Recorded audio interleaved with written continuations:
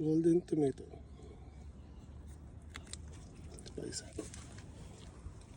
Kahanap tayo ng gulay. Meron pa isa dito. Ito sinalo natin.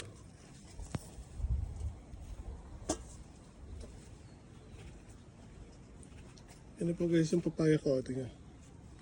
Mababa na yung mga tangkay. Sitaw. Yan, mamumulaklak na yan. Yan o.